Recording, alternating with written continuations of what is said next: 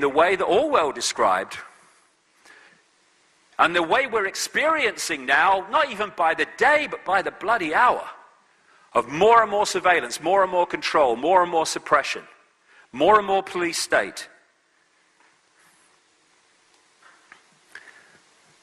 And in doing so, manipulating the way we perceive reality, so we, as the external world moves in on us, the internal world moves in on us, and we become less and less of who we are. So, let's get real bloody bizarre now. If you've never seen my stuff before, it's time to leave.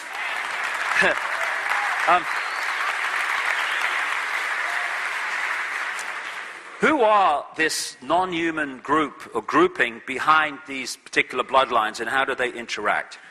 I had to go through this, so everyone else should as well. I was minding my own business in the 1990s, and suddenly, I don't know what is this force I picked up or picked me up, I don't know, 20 years ago. But it's like opening and shutting doors and in a maze, and it says, okay, not down there, down there. Look at this. Okay, now look at that. And what tends to happen is a theme comes into my life, and suddenly things are coming at me in relation to that theme from every angle. From 2003 to now, it's been the nature of reality all the time. Just earlier to that, from the just after mid-90s onwards, I kept coming across people who were telling me they'd seen, apparently human people, turn into a reptilian form and then go back again in front of their eyes. And you think, okay, right, back burner with that one.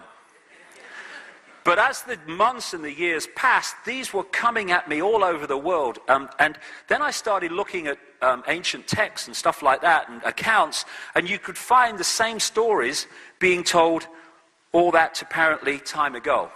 And there are many non-human entities that are interacting with this reality.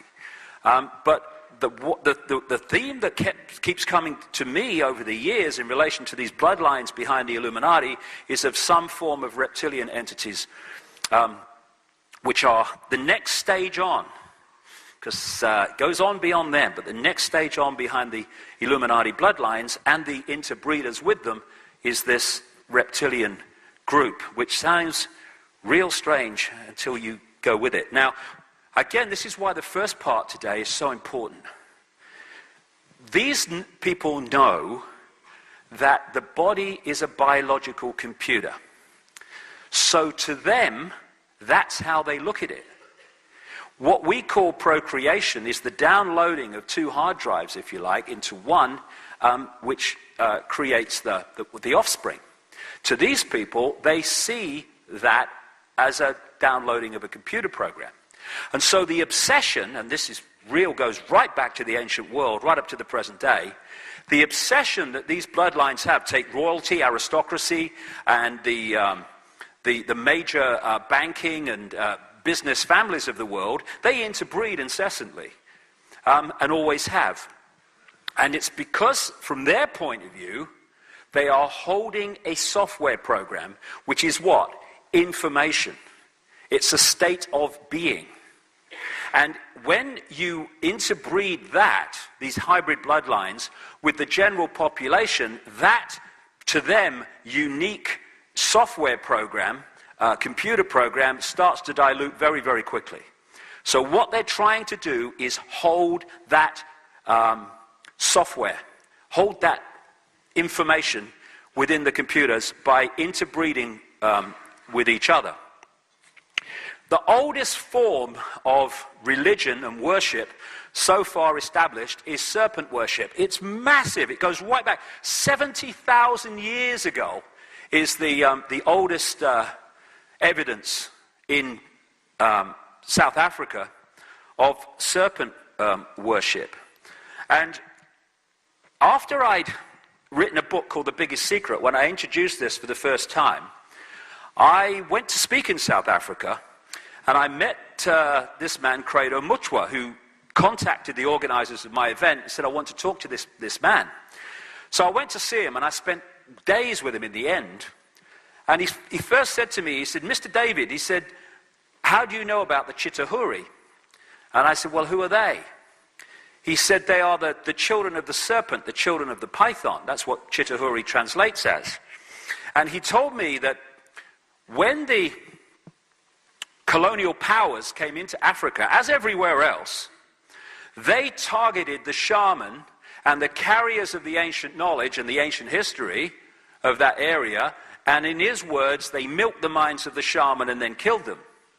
So to keep the knowledge alive, the shaman streams started to create their own secret societies with horrendous initiation rituals to make sure you really wanted the knowledge, and they carried it underground so it would survive. Because what the colonial powers wanted, in other words, these bloodlines behind the colonial powers, they wanted to destroy as much of the ancient knowledge as possible, because then they could impose their own version of history, which would write out what they didn't want people to know. So, what is he now, 90? Crikey. 60 years ago, nearly, he was initiated into these secret societies in South Africa, and that's when he learned about the Chitauri, and he's gone on learning ever since. That is a painting. He's a brilliant man. He's a library on legs. That's one of his paintings of one kind of the Chitauri, as he calls them. There are many different types, as there are different types of human. And he showed me this, what he calls the necklace of the mysteries.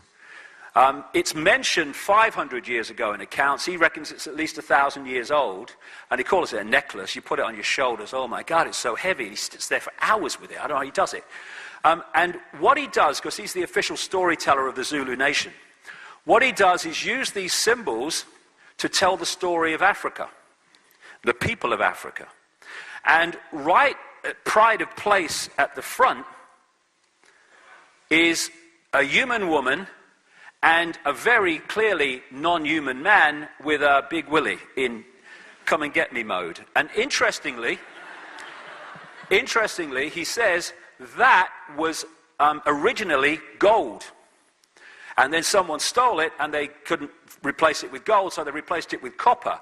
But then again, this is southern Africa. You go to North Africa, and one of the key foundation stories and myths of ancient Egypt is of the golden penis of Osiris. And the more and more that I see this, these are symbolic of this bloodline, of this connection, this hybrid bloodline connection. And what Credo was saying, yeah, I used to go out with someone like that. It was good. That's the lady. And here's the guy. Now, he doesn't look very reptilian. I pointed that out to him. And he said, this is the story. The Chitauri, when they were manifesting openly in some areas, said, you must never portray us as we really are, otherwise death. So he said what people did is they portrayed them as clearly not human in various ways, but not actually as they really looked. Although if you go one stage back from Sumer, in the same area, which was the Ubaid culture which preceded Sumer in Mesopotamia, now Iraq, you do find in the graves of Ubaid graves, there have been found very clearly representations of reptilian mothers and babies and all the rest of it. This is a symbolic image by Neil Haig of this hybrid bloodline, which has we all have, and I'll come to this, we all have reptilian genetics, very, very serious reptilian genetics within the body hologram computer, but these hybrid bloodlines have much more reptilian genetics, and therefore have much more of the reptilian genetic personality, if you like. And around the world, again, it's like, have you seen that new car? No, and you see them everywhere. Again, once this reptilian thing came into my life, I started to realize just how much reptilian imagery there is everywhere, all over the world. And the ancient myths and stuff like that of the Nagas in Asia, the people who were said to be part reptilian, part human, and could move between the two.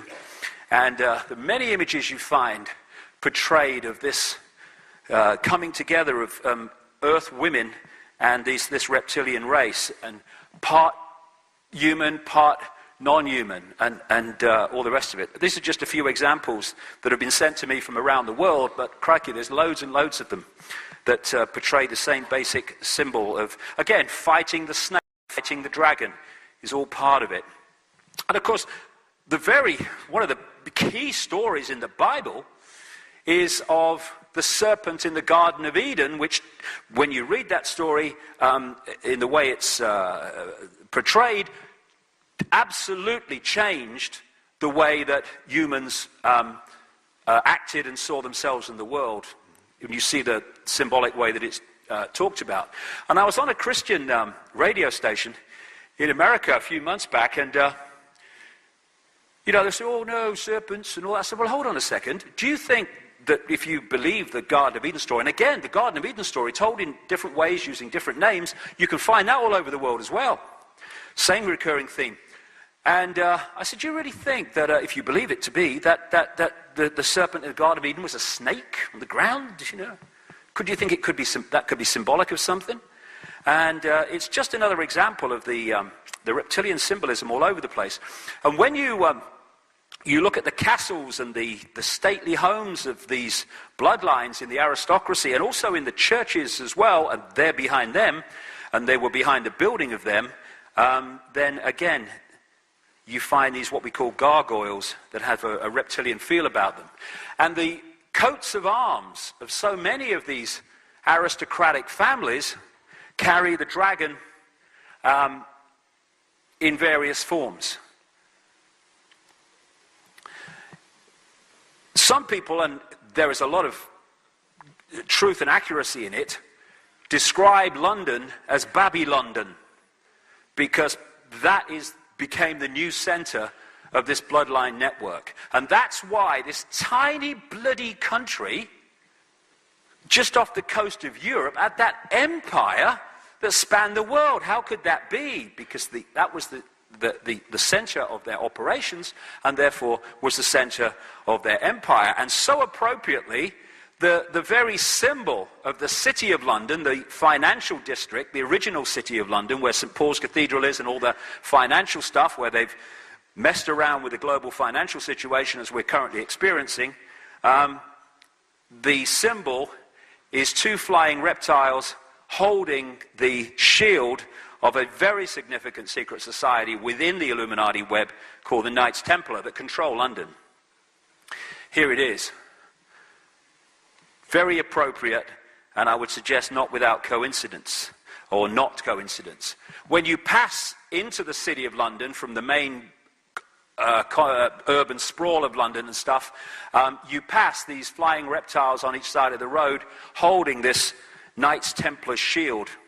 And the district of the City of London, which controls so much of world finance, runs into what is known as the Temple in London, which is named after a Knights Templar temple. And at the point, and that's where so much of the global, not just British, but the global and certainly the Commonwealth law network is controlled from. At the point where those two meet, the City of London and the Temple, is this flying reptile at in the center of the road at a place called Temple Bar. And then when you look at the recurring themes of dragons and reptilian monster figures in myths and stories, they go on and on and on. And of course, the whole basis of the Chinese culture and many of the Eastern cultures is of the dragon. And yes, things like ley lines were symbolized as dragon lines and all the rest of it, but that's not the only explanation for it.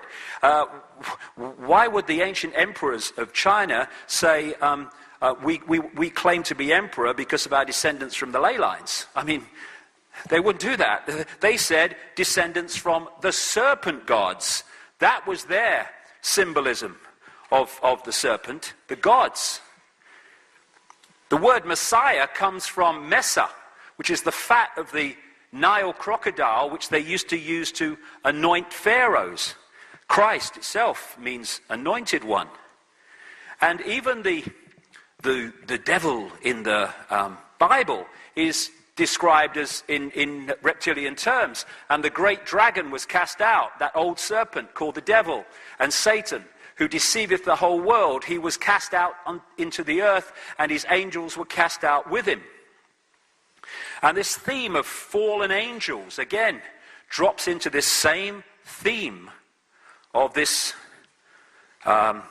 takeover, which has been gathering pace through the centuries and now is where it is today. This is a painting by Credo Mutwa in South Africa, not far from the Kalahari Desert, which is a painting on his hut, which is symbolizing an ancient African story of the Chitahuri and how they ate people.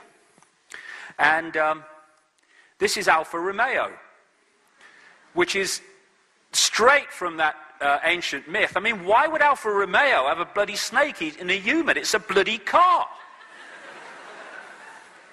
And next to it, of course, is the red cross on the white background of the Knights Templar Secret Society. This is a home of Silvio Berlusconi, who thinks after an earthquake disaster, just see it as having a weekend of camping. I mean, this man's not real, but he's leader of Italy. I don't know whether you saw that story. That's what he said, that the people in that earthquake zone should see it as, a weekend of camping. I mean, you can't make these people up. They have no empathy. And again, here's that same theme. The fairy stories and the fairy tales of the frog turning into the prince and all these constant themes relates to the same stuff in the ancient world coming through to today. And this is a book that's given to some American school children, and it's about shape-shifting from reptilian into human. And they say, I'm crazy, and they're giving it to school kids. Oh, it's just a story. No, it's not. I wish it was. And this is a point, and this has got me tremendous ridicule. I don't care, I'm not bothered. But shape-shifting, right? This is another recurring theme, not just in the endless people now around the world who said, yeah, I saw that, I've experienced that, seeing someone move from a human to a reptilian form and back again. You find this too in the ancient accounts, the shapeshifters, and not just into reptilian, but into other forms as well. And then, again, I keep saying it, this is why the first part of this presentation was so important, because without that, we really can't get a fix on some of this stuff. People say, and I understand it completely, you can't shift from a solid body to a solid body and back again. It's daft. I agree completely. You can't. But that's not what's happening. These different physical forms are energetic fields. Let's go back to that image from earlier of the energy field. It goes through the decoding system and becomes an apparently physical form that we see in our everyday life. Shape-shifting takes place in one place only, in the decoding system of the brain, which again itself is a vibrational field beyond the physical. So you have an energy field that is human, and you're decoding that into a human body. Then the reptilian level of that comes forward and becomes the dominant field, and suddenly you're decoding a different energy field, and then it returns and you're decoding this one again. In your decoded reality in the experienced holographic physical world, you see someone human, you see him reptilian, you see him human. Did you see that? It's only going on in here. Of course, shape-shifting from solid to solid to solid is impossible, but that's not what it is. How appropriate. Because they're holograms. All physicality is holograms. It is an energetic field, and at the end, the level of the energetic field, because it's not solid, it's movable, changeable, and then becomes changeable in the decoded reality as we observe it in their head. That's where shape-shifting goes on. And again, we are perceiving, through what we call visible light, a tiny frequency range of human sight, human decoding. But just outside of this frequency range and beyond into frequencies well away from this one are endless kind of worlds and realities. And I say further away in that sense, but actually they're all sharing the same space. You know, in this space that I'm standing in now are all the radio and television stations broadcasting to Melbourne. I can't see them, they can't see each other because they are operating on different frequencies. And when you tune into one of those frequencies, that's what you get. And what this physical body does is to tune us through that telescope I talked about earlier into and through the receiver-transmitter crystalline structure, it tunes us into this tiny range of frequencies called visible light, and this becomes the only reality. But interspersing this reality is all existence. And just outside of this frequency range, just beyond visible light, lie these reptilian entities and many other entities too. And you know, you'll be in a house and you'll see a cat, for instance, reacting to what is to us empty space. And you'll say, what's wrong with a cat? Don't be daft, nothing there. But to the cat there is something there, because its visual frequency range is much greater than ours, and therefore it's seeing things in the space that we can't see. And it's because this knowledge is kept from us that things that are happening in the world are dismissed as ridiculous, and people like me are dismissed as crazy, because it's a very simple, very powerful thing. And it sounds an obvious truth, but sometimes we miss the obvious truth. People's sense of what's possible comes from what they think is possible. And what they think is possible comes from the information they receive to tell them what is possible. If you suppress the knowledge of what is possible, you suppress their perception of what is possible, and they will laugh in the face of the truth and say it's impossible, when actually, if you understand to a greater level than the mainstream allows you to understand, you realize not only is it possible, it's perfectly bloody logical. So, just as we have ghosts, as we call them, which is energy just outside of our frequency range, and sometimes it just enters our frequency range and we can see it as ethereal. Whereas if it was absolutely on our frequency range, it would look as solid as you and me. It's like a radio station not being quite on the dial. You don't get a sharp reception, you get interference. And in the same way, these reptilian entities lock into these bloodlines and take over their mental and emotional faculties. I've talked to many psychics around the world who have the ability to go further out than the norm in terms of their decoding of sight. And they, many of them have told me how they've seen not just reptilian entities, but other entities too, non-human, who are what they call overshadowing humans as they observe them, and locking into these bottom two chakra points here. The base chakra and the one just above.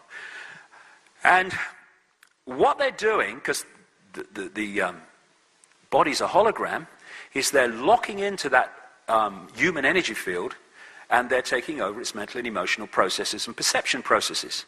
Now, let's go back. There you go. Oh yeah, we'll come to them in a sec. It's all about vibration and vibrational compatibility. These reptilian entities are vibrating to a certain frequency. Humans are vibrating to another frequency. What the hybrid idea is about is to infuse as much of this frequency, because that's what it's all about in the end, frequency, because that's the base prime reality of the hologram. It's to infuse as much of this frequency into this frequency to make them as compatible as possible, to allow this age-old recurring theme right up to the present day of possession to take place. And it's much easier to possess something that you are in vibrational resonance with, or much closer to it, than something that's very much further out. And so these hybrid bloodlines basically are there to create the vehicles that these reptilian entities just outside of this frequency can then take over. And they are manipulating this world through apparently human bodies, when if you could see further out, you would see anything but a human overshadowing these people that are in the positions of power.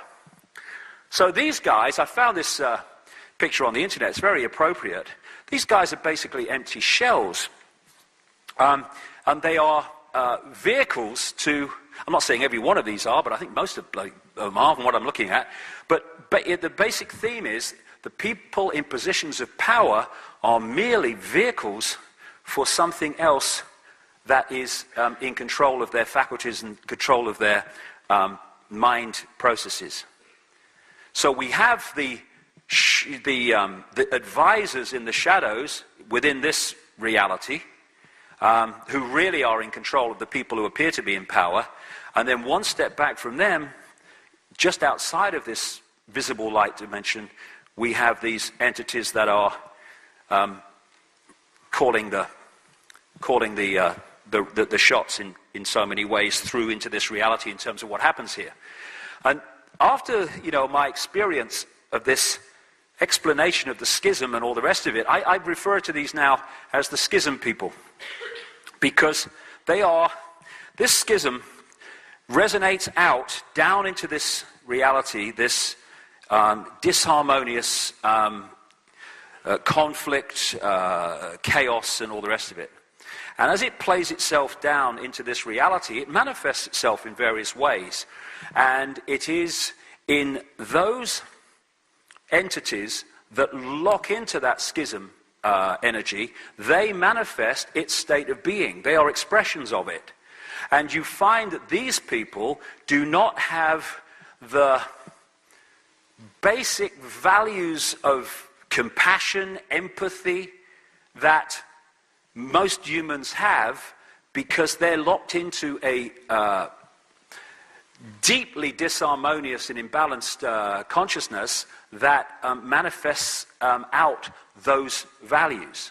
And so to these people, pepper bombing Baghdad, they have no emotional consequence for that at all, because they have no empathy.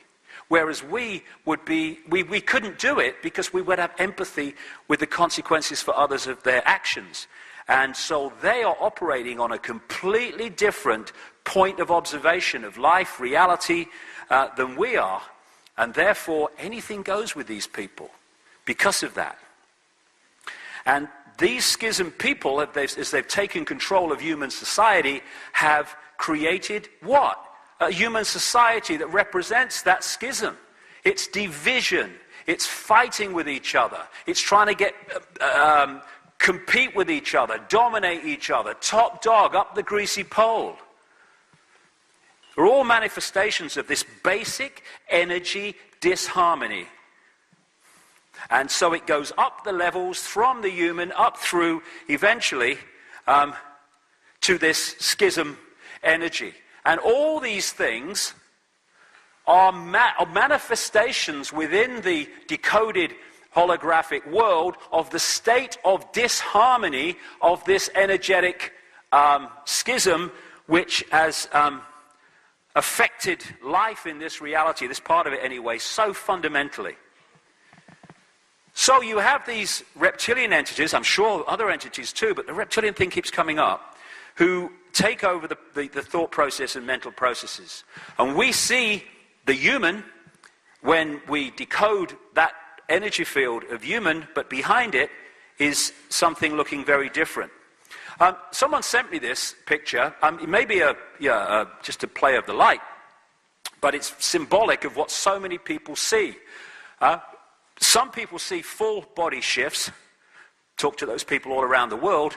But what seems to be the common theme more than anything is the eye shift, where they take on a reptilian type straight down pupil instead of the round one of the human, very much symbolized by this.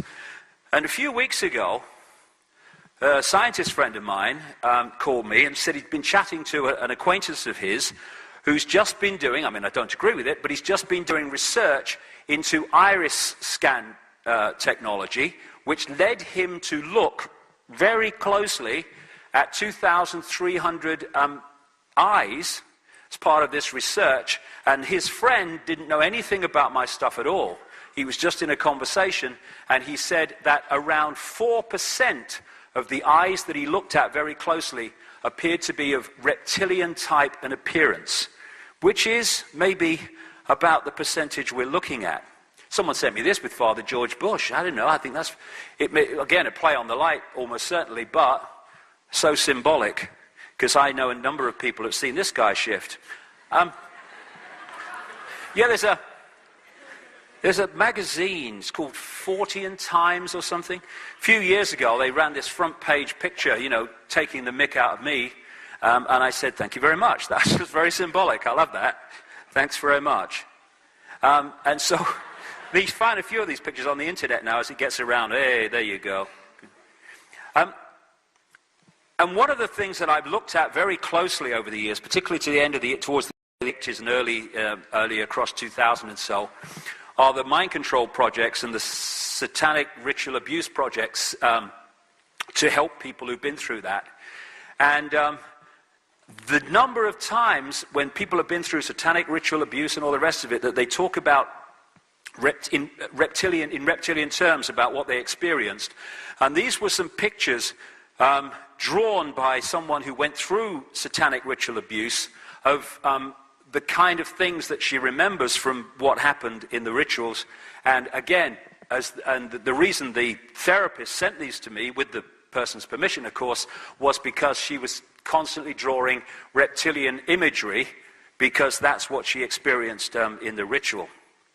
And if you remember Rosemary's Baby, that film of the 60s, which was directed by Roman Polanski, and shall we say he should bloody know, with Mia Farrow, and she was manipulated by a satanic family to be impregnated, to give birth to this child, and at the end of the movie, when you saw briefly the child in the crib, which was a hybrid, it had reptilian eyes very clearly, and like I say, Roman Polanski should know. So this theme of possession goes way, way back through history, and it's possession through, overwhelmingly in this case, vibrational compatibility because of this interbreeding.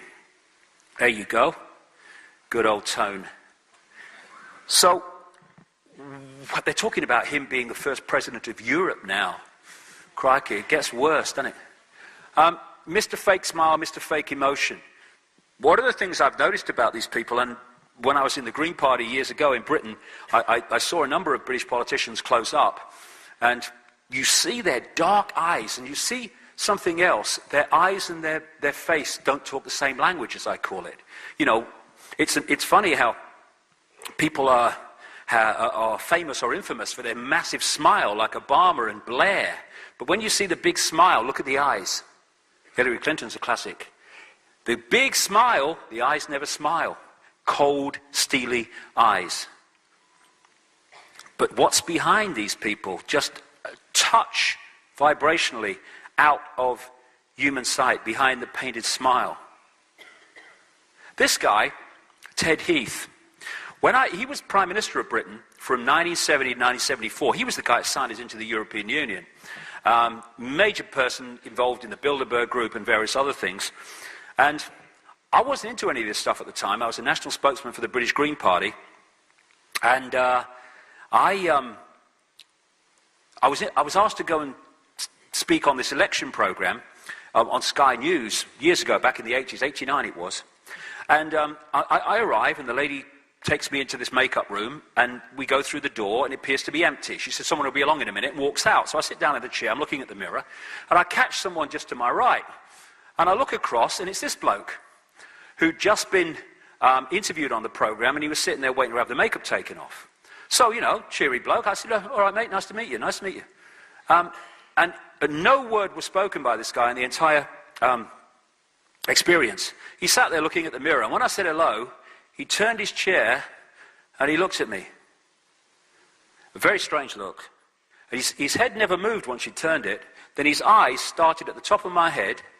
I went slowly down my body, real slowly, to my feet, and then went back again, and then turned and looked at the mirror. And all I could say, looking back, he was scanning me. The thing was, though, when he was scanning me and I was looking at him, all his eyes, whites as well as everything else, went completely black. And what I found since is a few things. First of all, this guy was seriously into Satanism, was a major Satanist in Britain, and child abuser. I put it in my books while he's dead now, but I put all this in my books while he was alive. And a journalist rang him and said, "You seen what this David Icke bloke's saying about you?" And, "Oh, he must be mad." And that was the end of it, because it was true. I talked to the people, many people he abused. And the other thing that I found after I had this experience, and I got into this stuff after 1990, are the stories around the world of the black-eyed people, of which the same story is told. These people's eyes go completely bloody black. And you know, when we look at each other, we make what we call eye contact. But when I was looking into Ted Heath's eyes, there was no point where there was any contact. I described it to my family when I got home. You never believe what I've just experienced with Ted Heath. I said to them, it was like looking into two black holes. There was no point where there was a contact. And what I understand now, I was looking through the physical human energy field into that which was behind him, that which you never see. So we all thought these people, and if we could see not that far beyond visible light, we'd see something overshadowing these people that is very different to the way they look. Oh, I love that. Hey.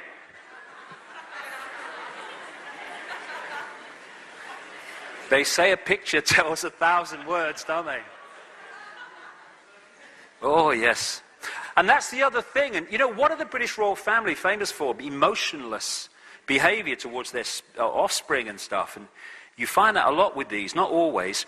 And again, you know, I'd throw this away, but the thing that I've more and more begun to kind of understand, or at least go in that direction, seeking more understanding, is that because we live in a digital reality on one level, you know, you've seen these adverts, where the digital adverts now, where they put in famous actors from the past, from movies, and they put them in with modern actors in adverts and stuff. They don't do it so much now, but a few years ago it was very popular.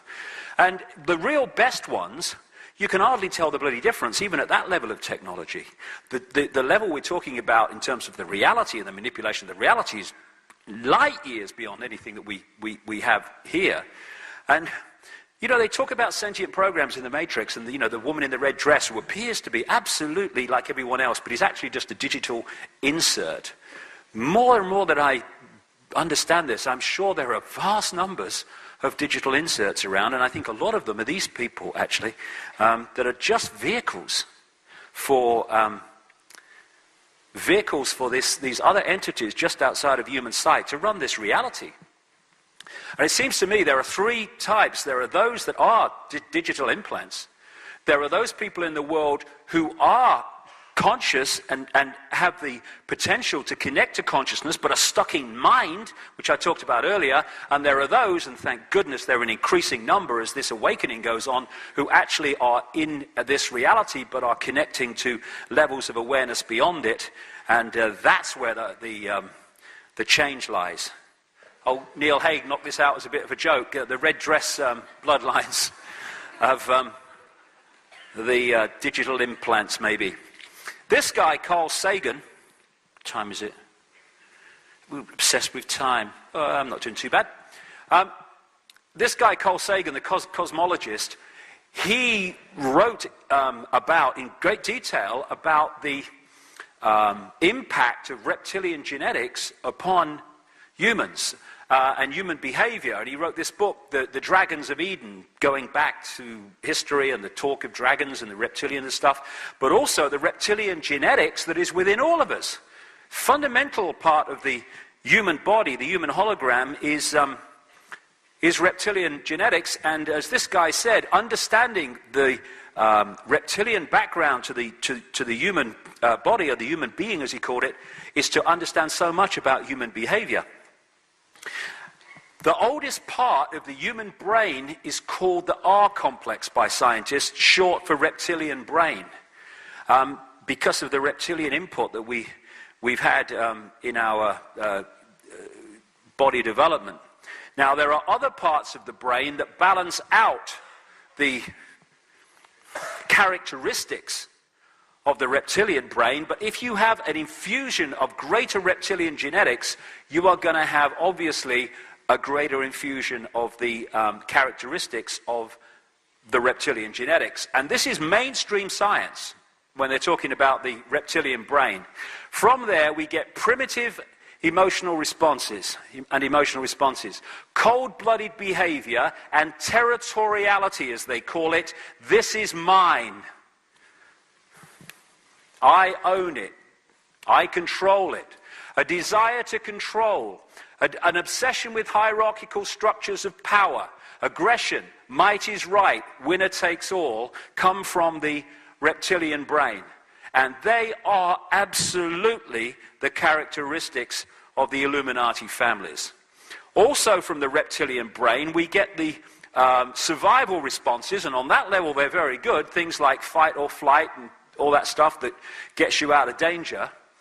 So, the more we can be put into a sense of survival in our perception and state of mind, the more we are locking into that reptilian part of the brain, and that's the kind of stadium that these people understand more than any other, and we're being locked into that all the time as we are manipulated to fear not surviving in endless ways. Not just fearing not surviving in terms of life and death, but fearing not paying the mortgage at the end of the month, fearing of having your house foreclosed. They all lock you in to a sense of needing to survive. And the other thing that these entities do is feed off human energy. And to feed off human energy, they have to pull humans into an energetic state that they can feed off. If you're in a state of harmony, they can't feed off it because never the twain shall meet vibrationally. So they pull us, or seek to pull us, into a state of disharmony, of stress, of fear, of conflict, of aggression, of anger, and all the rest of it, because that's pulling us into an energetic state that they can then feed off, because that's their energetic state.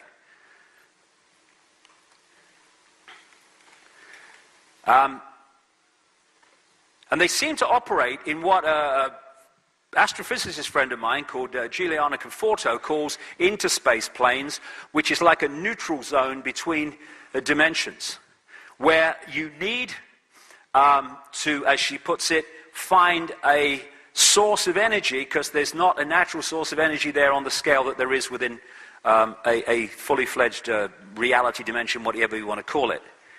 And I said to Credo Mutwa, do you have anything in your culture that relates to interspace planes, these neutral zones? He said, oh yes, he said, we call them the heaven between heavens. He said, that's where the Chitahuri are. And so that takes them so close to visible light and the reality that we're experiencing. And what they're doing is feeding off human energy by manipulating us into an energetic state in which they can feed off, and also to keep us in mind and not open to consciousness.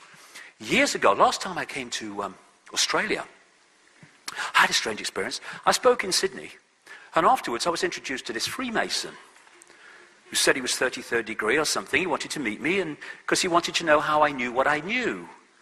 He said, how do you know that? You're not supposed to know these things. So anyway, I met him, and he said, I said, I'm a good Freemason, he said. I'm trying to fight some of the bad things. I said, okay. He said, if you come to Canberra, he said, I'll show you around Canberra, and I'll show you the Freemasonry imagery. So, okay, I'll go. So I went to Canberra, and I met this guy, and he showed me all around the Parliament building and all the street plan around there and all the rest of it. And then he took me into the War Memorial, the War Museum Memorial in Canberra. And my God, it is a blaze with Illuminati and reptilian symbolism. And when you go into the part where the unknown soldier grave is, on the four corners, on the pillars, are depictions of soldiers, men and women. And then you've got the light coming up from the top of their head going up. And you've got a reptilian figure sitting above that, almost policing the connection to out there, and this satanic symbolism and all this stuff. And when you look at the sponsors of the War Museum, a number of them are like a who's who of the Illuminati in Australia, according to this guy. Anyway, I'll tell you what he said to me. He said, we need to get you some money. I said, what do you mean? He said, yeah. He said, we need to get you some money to fund what you're doing. I said, well, hold on. I said, how are you going to do that?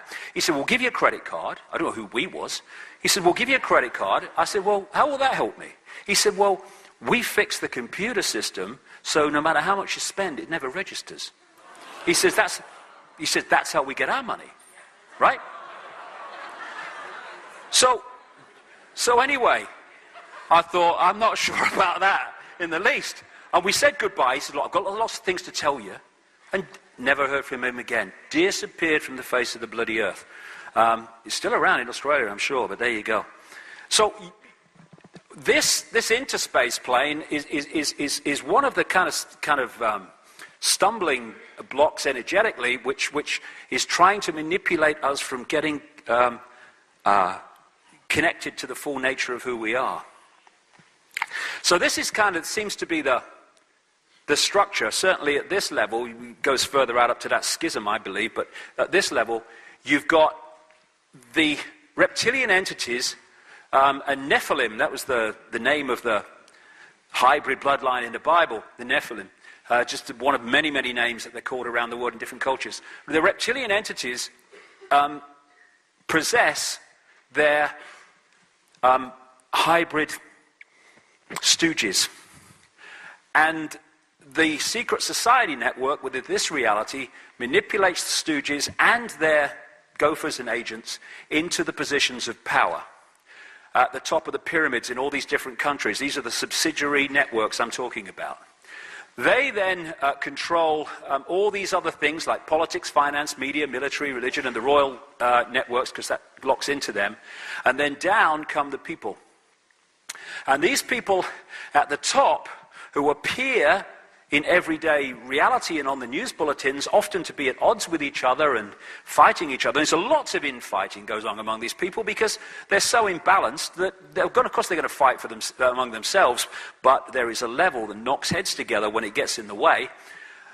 And so they're manipulating, playing different countries and groups and Islamic and stuff off against each other. And if you notice, the people that declare the wars never bloody fight them. These people go off like silly sods and fight them. And these people who have nothing against these people, but those people tell them they should, and all the rest of it, and the people fight among themselves, creating great stress, great disharmony, energy to be absorbed, and all the rest of it, because they're manipulated by the tiny few into this stuff. I mean, if George Bush, boy George Bush, had been in Iraq when the first bullet was fired, he'd been under a bed in Houston when the second bugger went off. These people do not fight the wars, they just declare them. We fight the wars, and if we stop fighting the sodding wars and came together, we made the whole system completely impotent.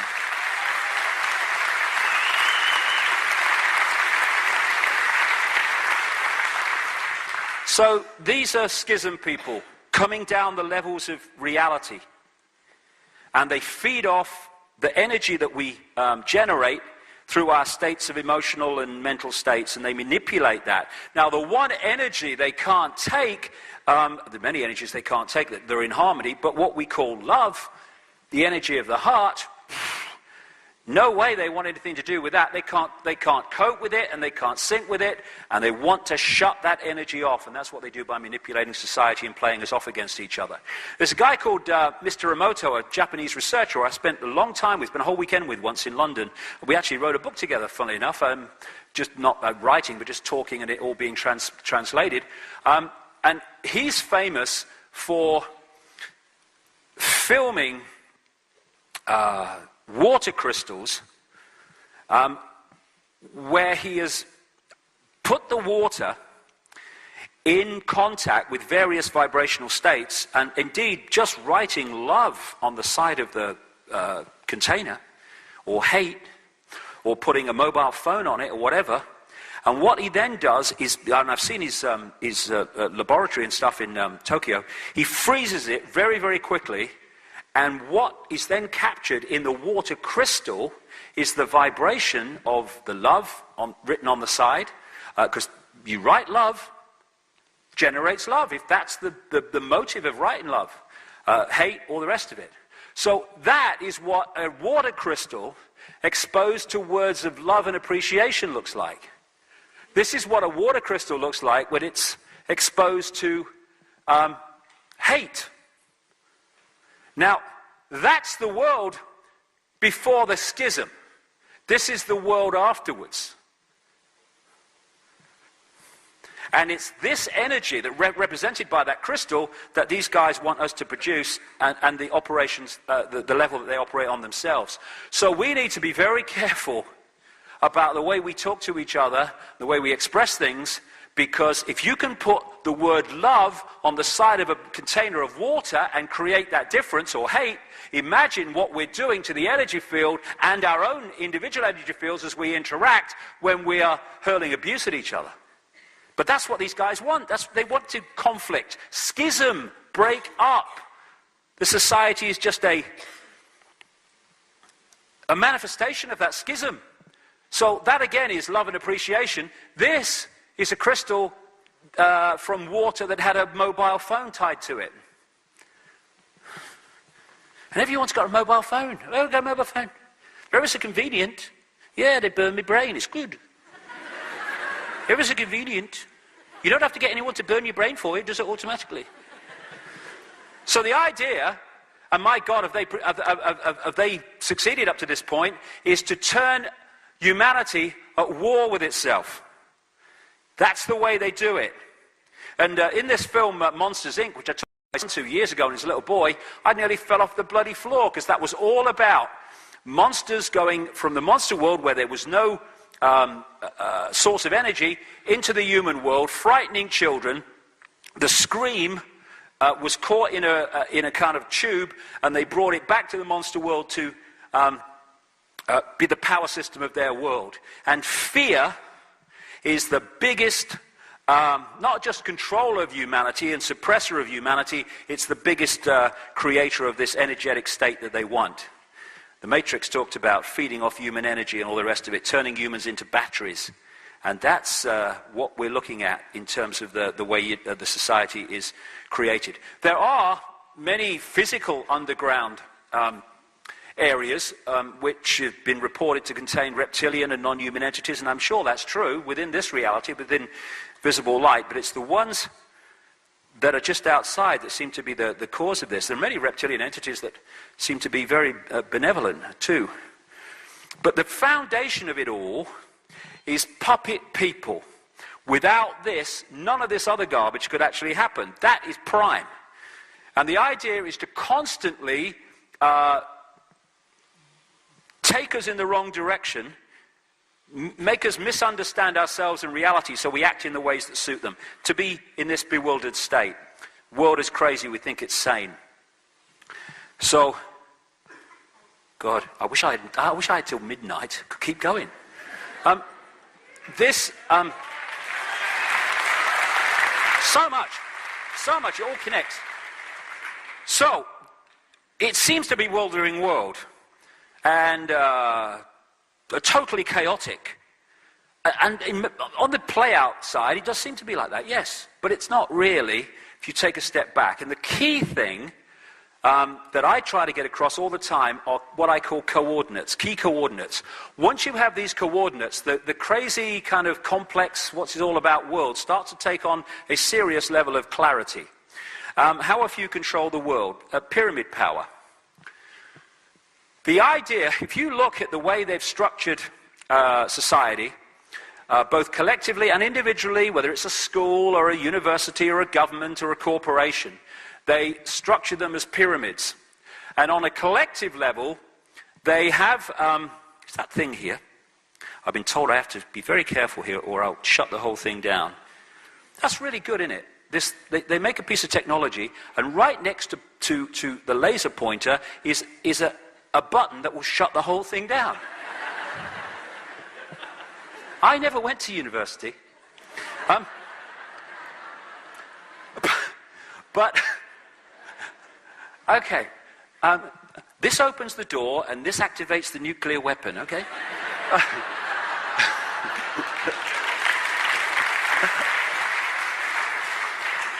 The way they've structured is to hoard the knowledge, this advanced knowledge, both of what we'll be talking about now and what we talked about in the first section, in the highest levels of these pyramid structures that they've created. Every organization virtually today is a pyramid. You've got the few at the top who know what the game's really about, and as you come down from those few, you meet more and more and more people in these different structures, but as you go down, they know less and less and less about what the organization's really about. They're just going in, making their contribution, and going home. They don't know how their contribution locks into this contribution and that contribution, again, all innocent in and of themselves, to create anything but an innocent picture. Only they know that. So what they've done is hoarded the knowledge, not least through the secret society network, and they've sucked as much of that knowledge out of circulation as they can. And their nightmare now is it's started to come back. Too bloody bad.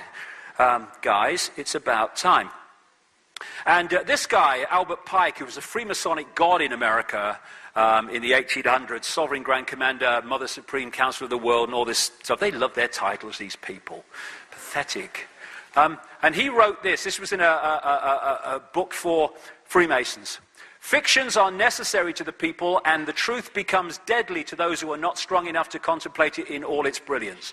In fact, what can there be in common between the vile multitude and sublime wisdom? The truth must be kept secret, and the masses need a teaching proportional to their imperfect reason. That's what they do, is hoard the advanced knowledge and give us a fake version of reality.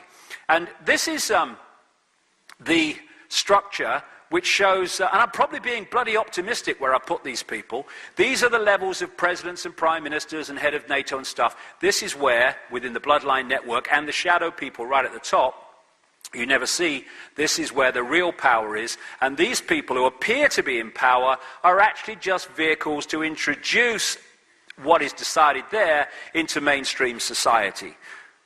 George Bush is a classic. Oh, hey, there he is, synchronicity. He's the next one. So people said, George Bush is Big Brother. What? He can't tie his shoelaces. No, he's not Big Brother. He's just a front man.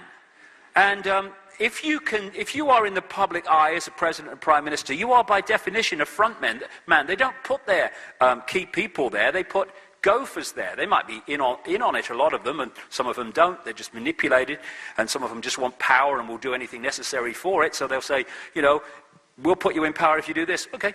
Okay, and so they'll become prime minister or president.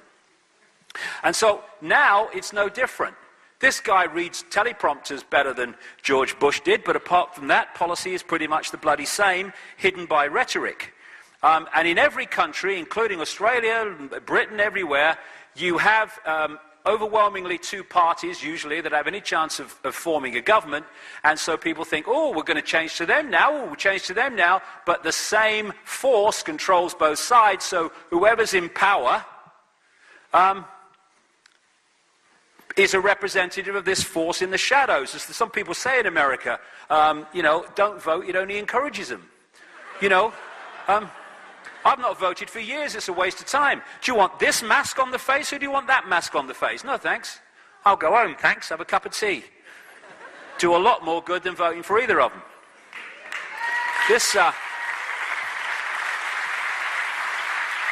This guy, David Roskopf, is a former managing director of Kissinger Associates, notorious Illuminati company, and he wrote this book last year called Superclass, in which he talked about a power elite that was making the world, but it was a cover story. It's becoming so blatant now that a few are running the show that this was a book to divert people away. Oh yes, there is an elite, but they're not connected, they're just loosely because they all don't. Oh, shut up. It's fundamentally controlled, man. Go away, take your check, leave me alone. And so this is how they've structured global society, of a series of pyramids within pyramids within pyramids, like Russian dolls, one inside a bigger doll, inside a bigger doll, inside a bigger doll. And so in the end, all these different pyramids of media, banking, politics, education, media, religion, all the rest of it, intelligence agencies, the pharmaceutical industry, all of it, they all are pyramids, and eventually they all answer to the same pyramid peak, which are these Illuminati families. And through this structure, they can put down from that point the same policies of incessant centralization of power and other changes in society, which here, as we experience them, seem to be coming from unconnected groups and institutions and places of society, when if you go to that point, they're all coming from the same point, and that's why it's so coordinated, and that's why now it's happening so quickly, because it's so coordinated. So what you have is one force manipulating in the play-out world of the daily experience, often apparently people in conflict with each other. It's all a game, it's all a mind game. This is the movie I talked about earlier, and this is the secret agenda that manipulates the movie to manipulate human perception in the same way that we've seen here in that image. And these people, in the end, are just puppets of this force. And like I say, I'll just go back on that one, but only quickly. This is to emphasize the point that because of their genetic makeup and energetic makeup, and the way that I now begin to understand they're connected to the schism energy in terms of their perception, this is why they can do these things and have no emotional consequence whatsoever, because they appear to have a very low, at least low, sometimes non-existent level of empathy with the consequences for others of their actions. Another coordinate, methods of manipulation. I think one of the most effective things I've ever come up with in this whole 20 years is this description of problem, reaction, solution, because it is so fundamental to pushing this whole thing on. And it's very simple. A bit of this room about it, but just go for it, because we're doing a DVD of this as well. So we'll, for people watching the DVD who haven't come across this before, maybe it's very simple. You want to change society in a way that you know that if you announce it openly, you're going to get a massive public reaction against it. So you don't do that. Stage one, you create a problem covertly. You get someone else to be blamed for it. It could be 9/11, it could be a government collapse, it could be the economic crisis we're having now, it could be a war. You then tell, through an unquestioning, pathetic mainstream media, the version of the problem you want the public to believe, i.e. Bin Laden orchestrated it from a cave in Afghanistan or something. And if we had a media worth the name, problem, reaction, solution would collapse. Because at this point, they would investigate the official version, find it was a load of old crap, and they'd report to the public it was a lot of old crap. That's what real journalists do. We don't have many. John Pilger's one, mind, Australian. He's one. And instead, we go official version of events, reported to the public, virtually unquestioned. And it becomes official history without question. At stage two, you want the public to react with anger, with fear, with outrage, and you want them to say, basically, something must be done. What are they going to do about it? And then those who've created the problem, got that reaction, then change society openly through legislation to offer the solutions to the problems they have themselves covertly created. And that method alone has advanced this agenda through the centuries more than any other technique of manipulation.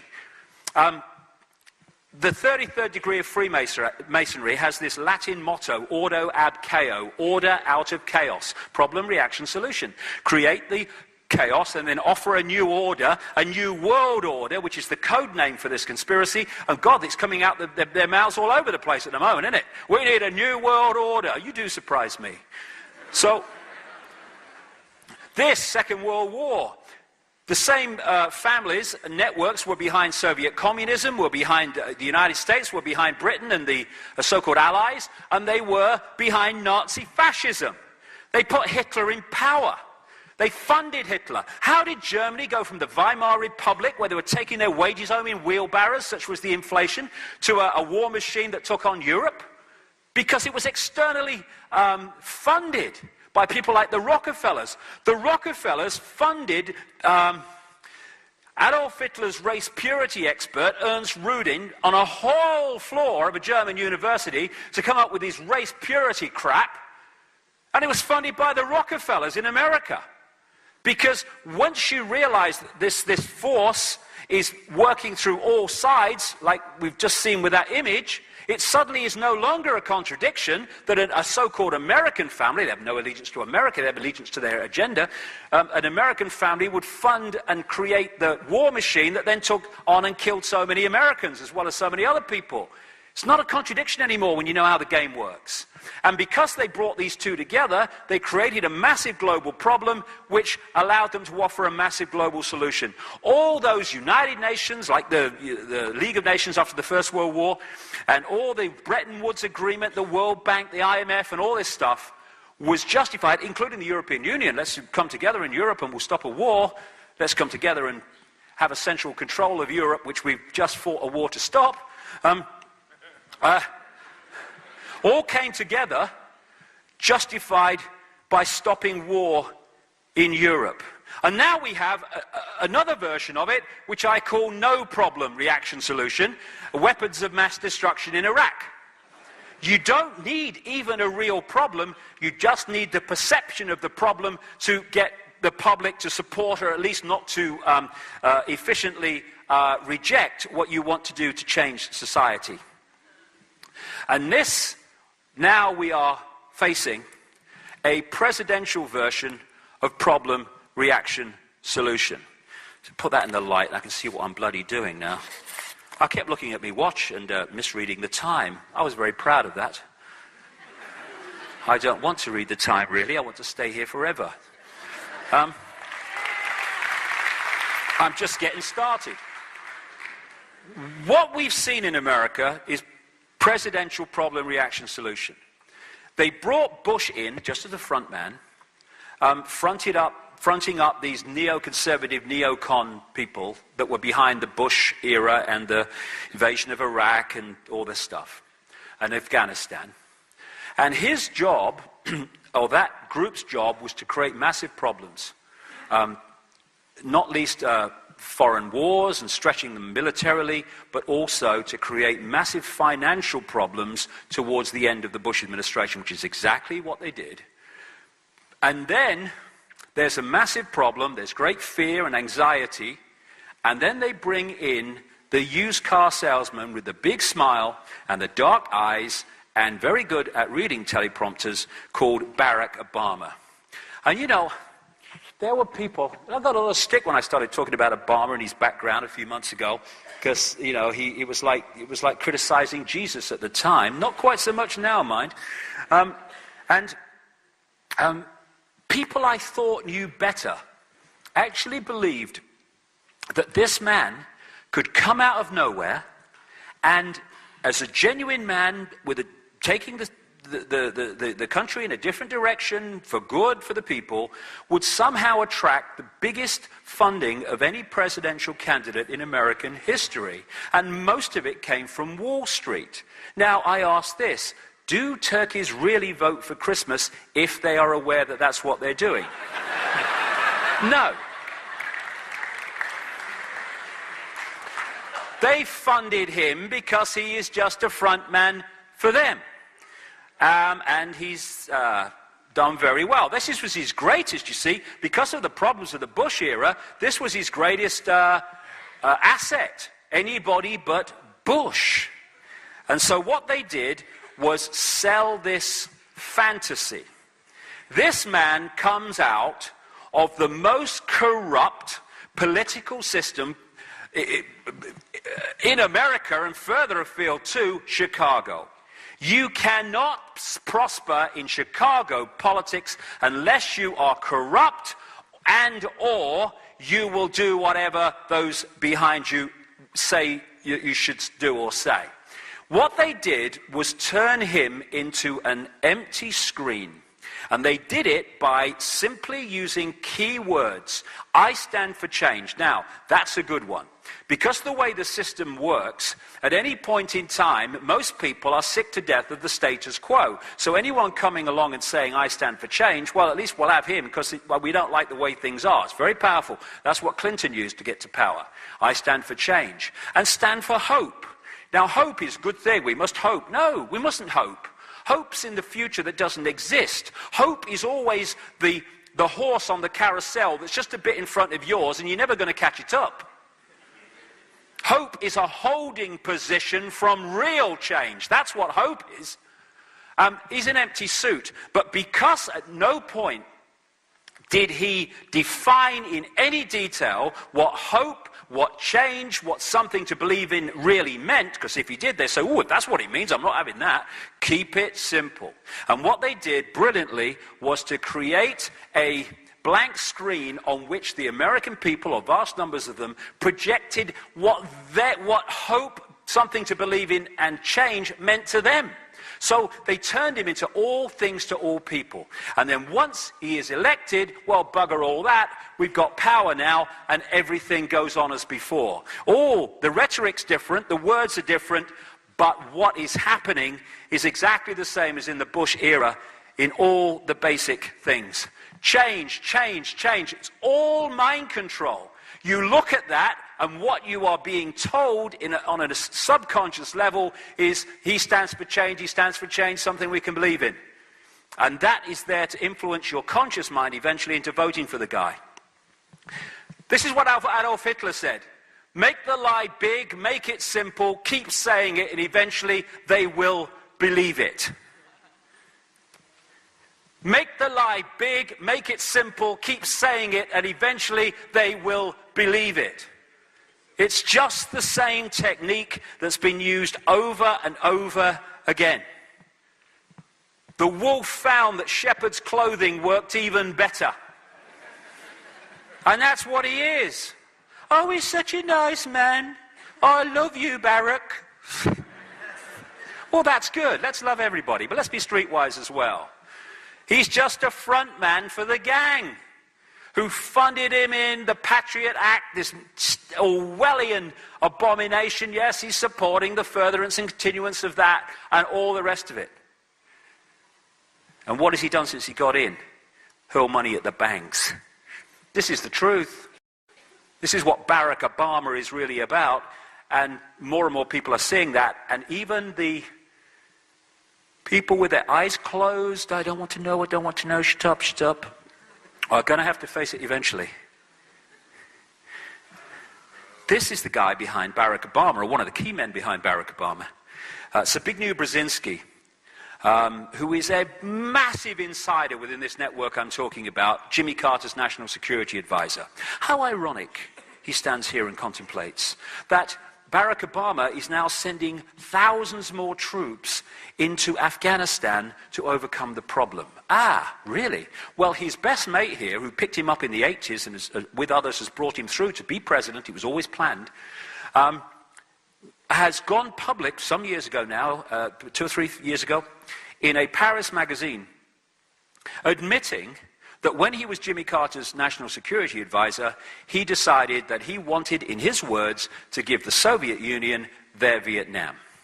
So what he then did was, own words, he funded and trained what were called freedom fighters, became known as the Mujahideen, in Afghanistan, to start causing trouble for the government in Kabul, the capital, which at that time was a satellite government of the Soviet Union. What he was doing was trying to entice the Soviet Union to, his words, to invade Afghanistan and then become embroiled in a Vietnam-type endless war that they couldn't win, as other people have found in Afghanistan. And that's what the Soviet Union did.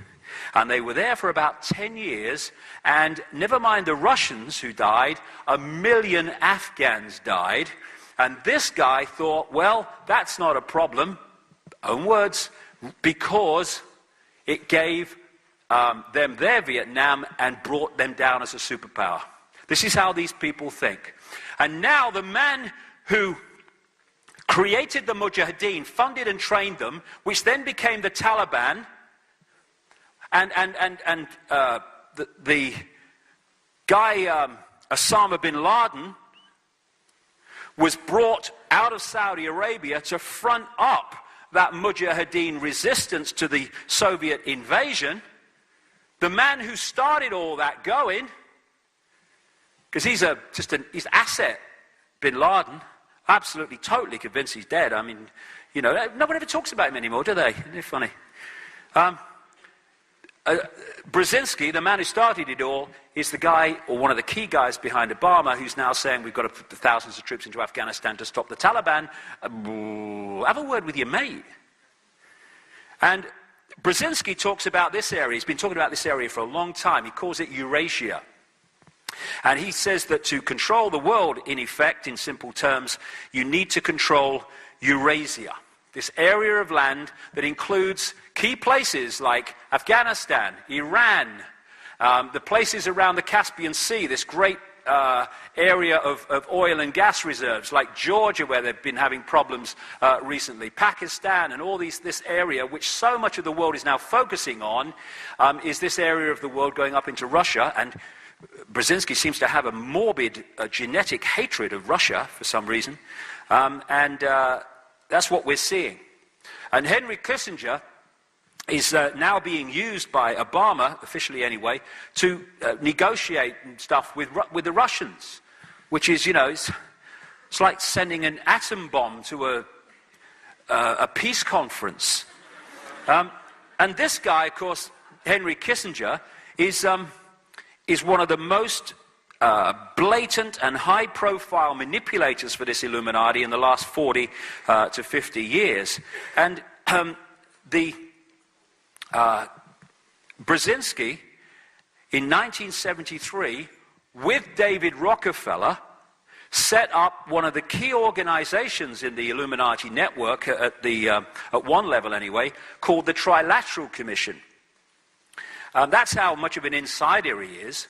And this is the network. It's around a secret society called the Round Table. It goes down to the start, just before the start of the 20th century.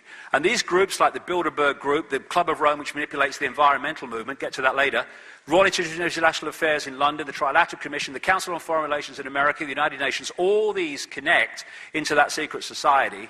And Brzezinski is a major player to the point where he co-founded the Trilateral Commission. This is the guy behind Barack Obama. And this is what he wrote in 1970, Brzezinski. The technotronic era involves the gradual appearance of a more controlled society. Such a society would be dominated by an elite, unrestrained by traditional values. Soon it will be possible to assert almost continuous surveillance on over every citizen and maintain up-to-date complete files containing even the most personal information about the citizen. These files will be subject to instantaneous retrieval by the authorities. 1970. This has been planned for a long, long time, which is unfolding apparently spontaneously now. And when you look at Obama's policies, all you need to do is look at Brzezinski's books before anyone had heard of Obama. This is what he wrote in a book before Obama ran for president. Needed social reassessment can be encouraged by deliberate civic education that stresses the notion of service to a higher cause than oneself. As some have occasionally urged, a major step in that direction would be the adoption of an obligatory period of national service for every young adult, perhaps involving a variety of congressionally approved domestic or foreign good works. Barack Obama. Policy.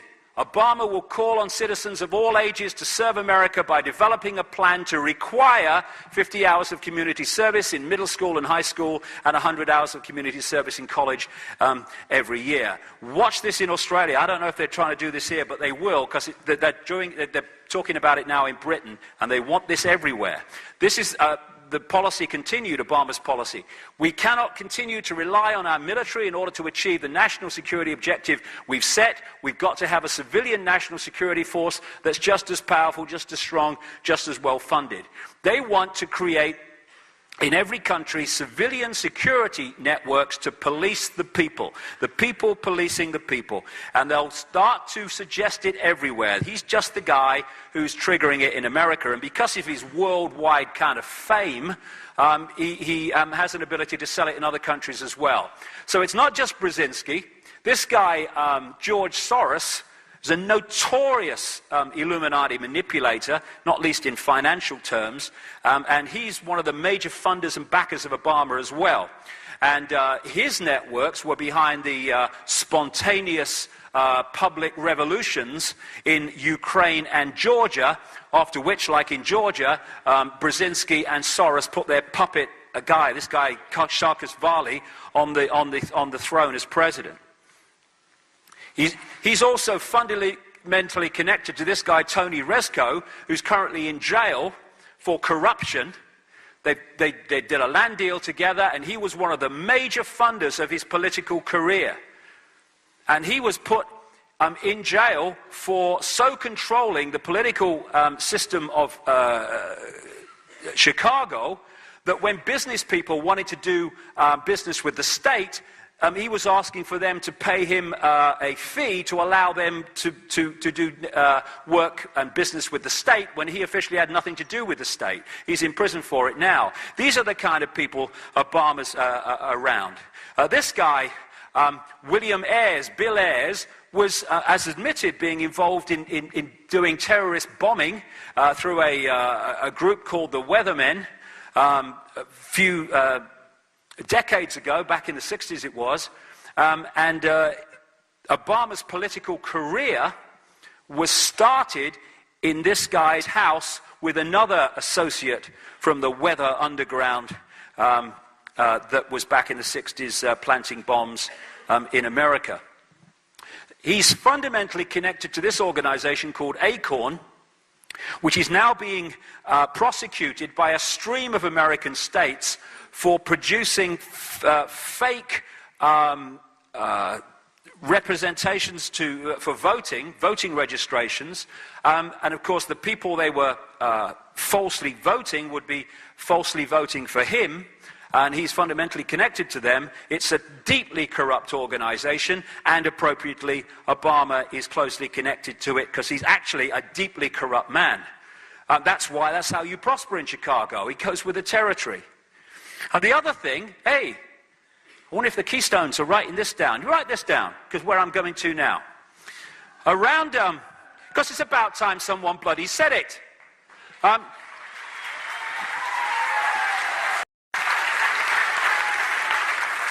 There is a political system, I'm not talking about Jewish people, it's not the same thing. There is a political system orchestrated, created and controlled to this day by the Rothschilds called Zionism. It is a tyrannical system which has no mercy on anyone that gets in its way. The Obama administration and around Obama is awash with people who are of the Zionist persuasion. His chief of staff at the White House is Rahm Emanuel, who has served in the Israeli army. He's an American. What's going on? And his father was involved in a notorious terrorist group called Irgun, which, along with other terrorist groups, bombed Israel into existence in 1948. I don't think there is going to be fair play on American policy in the Middle East. I don't feel it. And I would emphasize this because this is never publicized. Zionism is a political system. It is not a race. And there are many, many Jewish people, look at these alone, who fundamentally oppose Zionism. You know, it's like saying the Liberal Party in Australia is the American people. All right, it's a bit more than that, but it's along the same line. It is the Australian people. Or the Labour Party is the Australian people. No, it's not. It's a political system, a political belief. And what they've done brilliantly is to equate a political belief with a race, so when you challenge the political belief and what it does, you are called a racist. I don't care. It's about time somebody talked about this stuff and stopped being frightened of it.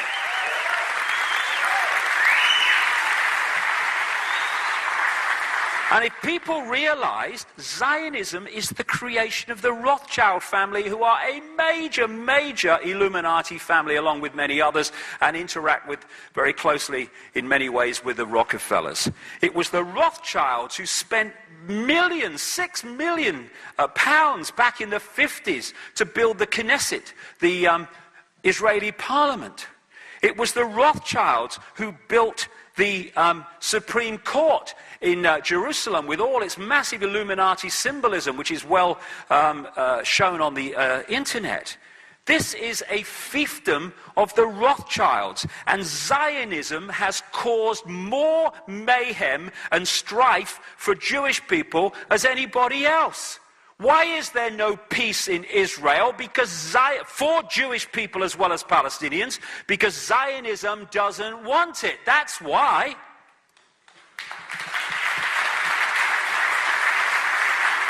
Because there are plans to use Israel and use the Jewish people in Israel to manifest a massive conflict which will lead to a third world war, which is what these guys are after.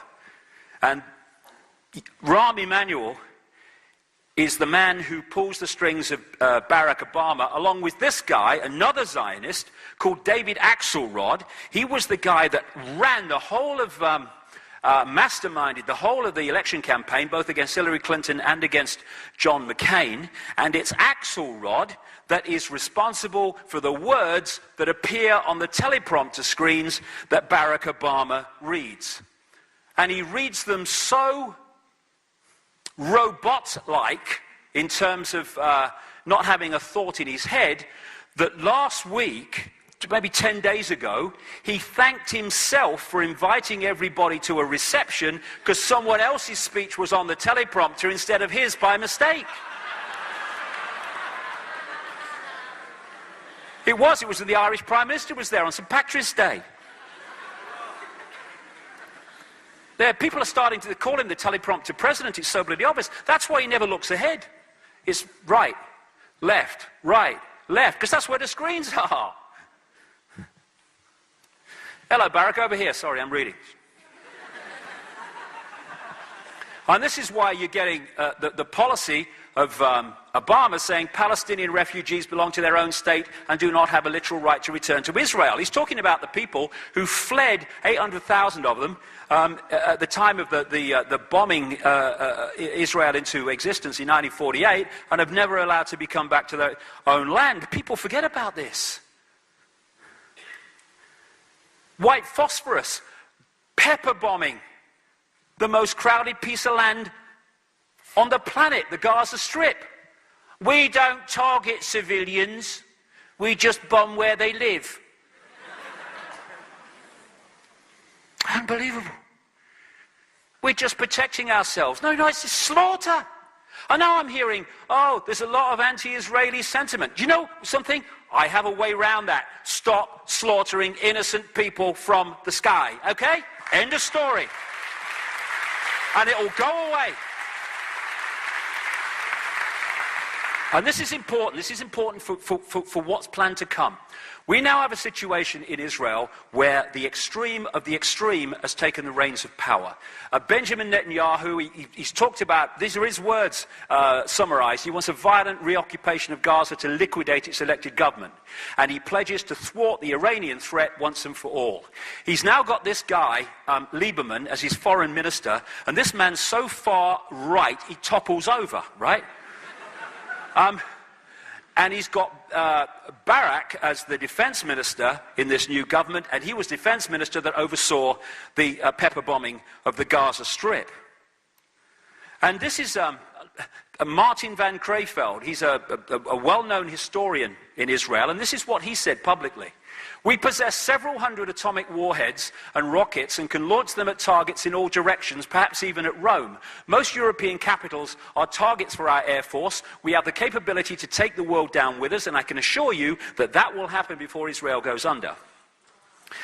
They have a policy of not saying if they've got nuclear weapons or they haven't. They just don't talk about it. And a guy called Mordecai Vanunu, a wonderful Israeli man, went to jail for, I think it was 18 years, for exposing the fact publicly that they did have nuclear weapons. And now we've got this thing, oh, Iran's going to have nuclear weapons.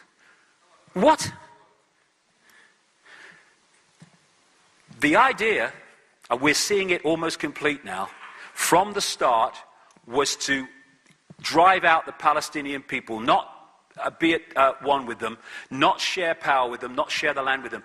The green bits are Palestinian land over the period of time up to the year 2000, and it's gone on since then, as illegal settlements are put in Palestinian land. And one of the people that lives in an illegal settlement is Lieberman. As an Australian newspaper said this week, he must be the only foreign minister in the world who doesn't actually live within the borders of his own country. And the Middle East policy in Obama's administration is by Bilderberg, George Mitchell, Bilderberg, Council on Foreign Relations, by the notorious little Kissinger, Richard Holbrooke, who played a major part in breaking up the former Yugoslavia in wars, etc., so it could be absorbed into NATO and the European Union, which it is being now. He's Bilderberg Group, Council on Foreign Relations, Trilateral Commission. He's now in charge of Pakistan-Afghanistan policy. And this man, who is an arch-Zionist called Dennis Ross, he's now in charge of Iran policy. What it's building to is an effort, and Brzezinski is behind this among many others, to create a conflict out of the Middle East, and in this area we're looking at, to bring about a third world war. And the third world war will be, and this was been written about in the past, that there were going to be 3 world wars to bring this new world order into being. A war that would finish off the superpowers and bring the whole world under the control of a world government, which will then dictate to every country. And the personnel are in place. We're hearing, oh, he's a good guy because he's closing Guantanamo. Well, he's going to close it in a year. But I won't go through this because of time. But John Pilger here brilliantly exposes the fact that Barack Obama has actually fundamentally changed nothing. It's all rhetoric, as he said. The man of change is changing little. That ought to be front page news from Washington, but it isn't. And I have a golden rule with Obama. Again, that Hitler quote, but I have a golden rule with Obama. Ignore the words and watch the actions. If you listen to the words, you can get caught that there's change going on and he's different. Watch the actions and you'll see that there is nothing. And just to confirm that nothing has changed, there you go. Where would world politics be without Bono, eh? Where would they be? So we have this secret agenda, and we have the movie, which is just explaining away the secret agenda. And money, finance, is fundamentally one of these problem reaction solutions that we are now looking at. This crisis was brought about, engineered by not least this guy, Alan Greenspan, who was head of the Federal Reserve, Central Bank of America, but actually it's a private cartel of banks, nothing to do with the government in truth. And from the end of the kind of Reagan administration, right through Father Bush, right through the 2 Clintons, and through most of Boy Bush, this guy was head of the Federal Reserve. And he led a campaign which was mirrored around the world because of this transnational corporation I'm talking about, which took away all credible regulation on the banks and financial institutions doing what the hell they bloody liked. And it was purposely created to create enormous amounts of debt. And you could be a monkey and get a mortgage at one point. And the idea was then, when the debt had reached massive proportions, unmanageable proportions, then you crash the system. Because what you want is a massive problem which you can then add endless solutions to, including the introduction eventually, and we're going there, of a world central bank to dictate to all global finance. And that's what we've been doing all these years, watching the game and all the rest of it. We've just been pulled in on the fishing line to get in more and more debt, so the control system can play out. And this guy, Henry Paulson, who was Treasury Secretary when the crash happened during the end of the Bush administration, he came from Goldman Sachs in 2006, and then as to save the banking system, to save the economy, orchestrated vast amounts of money to end up in the coffers of Goldman Sachs. All this money has been fired at the banks, disappeared. It's not changed things in any credible way. And again, business as usual. Bush justifying the giving the money to the banks. The government's top economists, experts warn that without immediate action by Congress, America could slip into financial panic and a distressing scenario would unfold. More banks could fail, including some in your community. The stock market would drop even more, which would reduce the value of your retirement account. The value of your home could plummet. Foreclosures would rise dramatically. And if you own a business or a farm, you'd find it harder and harder, expensive to get credit. More businesses will close their doors and millions of Americans could lose their jobs. God bless America. Then Obama comes in, change, when he says we want even more money at the banks. Economists across the spectrum have warned that if we don't act immediately, millions more jobs will be lost and national unemployment rates will approach double digits. More people will lose their homes, their health care, and our nation will sink into a crisis that at some point may be unable to be reversed. Different mask, same face. Be afraid, be very afraid. The big bad monster's coming now that we've invented him. Economic crisis, and he's just a puppet.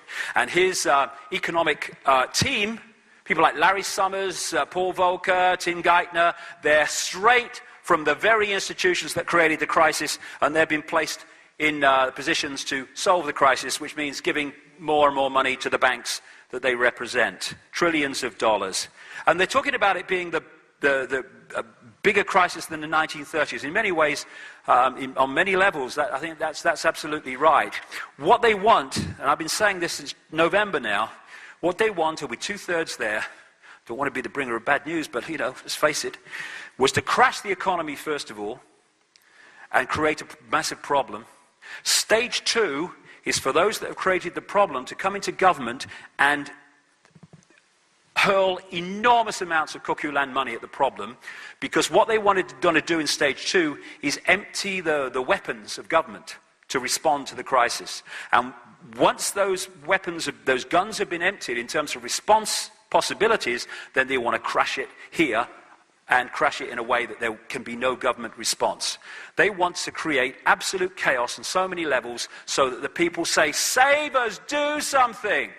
And the do something will bring in this centralized, global, fascist, Orwellian state.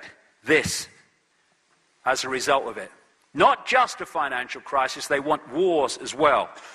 They want to, first of all, destroy America, because if you want a world government, then you can't have superpowers in the world that can say no to the world government financially and militarily. So as I've been saying for years now, what we're seeing in America is using America to destroy America.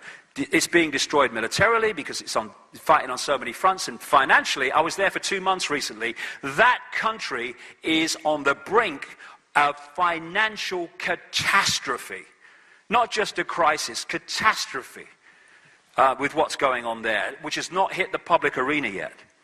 And the other thing they want in problem, reaction, solution is people to riot and be violent in response to what's going on, because then they've got a problem that they can offer the solution to, which is increases in the police state to meet the problem of violent reaction of the public to the problems they've created, and also to justify putting people into these concentration camps, you can only call them, holding centers they're called, which exist all over the world, particularly in America, under an organization called FEMA, Federal Emergency Management Agency. Again, people around the conspiracy research world have been talking about this now for 10 years, and it's coming to pass. And I don't believe in violence. I will not be violent. I will not be violent. I don't care what the situation is. I do want to be violent. I'm not going to add my energy to that crap. But a lot of people would be in response to this, and to do that, you need to get rid of their guns. That's why when Hitler came in, he wanted to disarm the population, because then a big problem of resistance had gone. It's Rahm Emanuel that is now leading the campaign in America to take away more and more guns from the population because he knows that an armed population prepared to use them in certain situations makes them much more difficult to control. But I would say this, Martin Luther King, the limitation of riots, moral questions aside, is that they cannot win and their participants know it. Hence, rioting is not revolutionary but reactionary because it invites defeat. It involves an emotional catharsis, but it must be followed by a sense of futility. And what we need is not to riot, not to be violent, not even to go in mass protests, so be my guest if people want to do that. But they're not frightened of protests, this gang.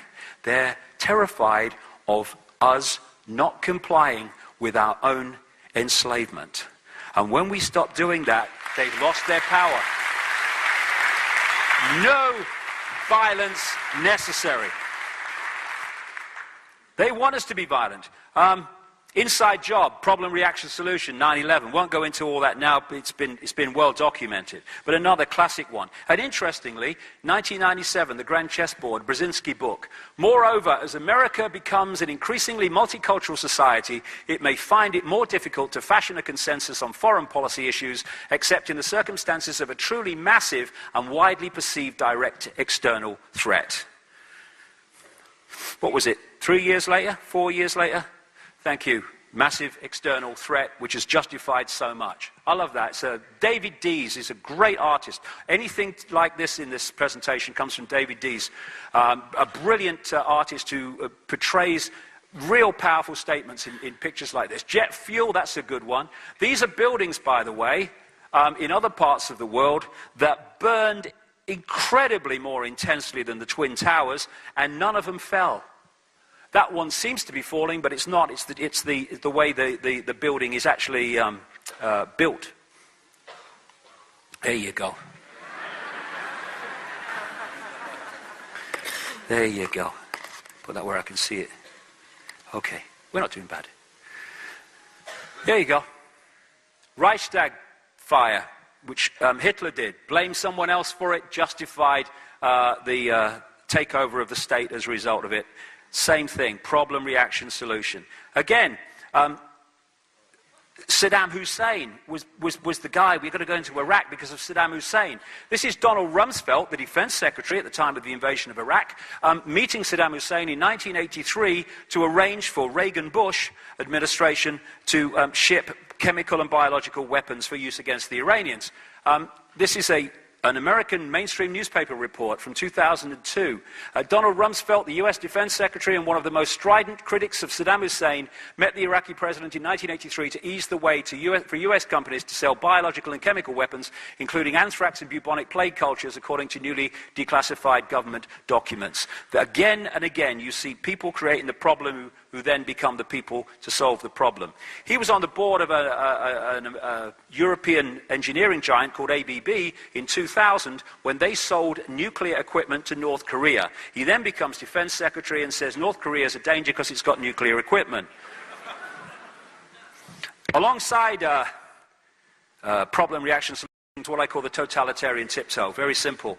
You're going there to Z, but you're at A. And if you go in one leap, you know the change is going to be so vast, people are going to say, what's going on? So you go in as big a jump as you can, but you try not too big a jump that so many people will start to ask questions. And each jump is promoted and projected as unconnected to all the others. That's how the European Union, a centralized dictatorship now, was totalitarian tiptoed out of a free trade area. 75% of laws in Britain now originate in the European Union. And the European Union pass a law, a British Parliament or any other European Parliament pass a law, doesn't matter, that one takes precedent. They want the same in America with the North American Union, which Obama is going to be pushing. Fascism, you really think it would be this obvious? The stepping stone approach is what's got us this far, where so many stepping stones have now been made that it is becoming obvious to anyone with a mind. I'll quickly go through this because there's so much to get through, but it's like I say, I wish I had hours. The other coordinate is to understand that they want people to be a believer. They want people to believe in something, because once you have a belief system that is rigid, then you become less of a problem. They want religious belief systems, political belief systems, racial belief systems, self-identity belief systems, anything that puts you in a prison of the mind, because you'll then filter through this process of the way the neurons fire in the brain. You will filter reality through the belief system. Religions. In the end, religions are invariably, the major religions are worshipping the same force. It's not explained like that, but that's what goes on. Again, out of Atlantis and Lemuria, and then those civilizations that followed, the worshipping of the moon goddess and the sun god, the worshipping of the moon and the sun, was prevalent. And it manifested in various religions, not least from this part of the world, which, if you think about it, is the religion factory. Christianity, Islam, Judaism, Hinduism, all came out of this part of the world, these major religions.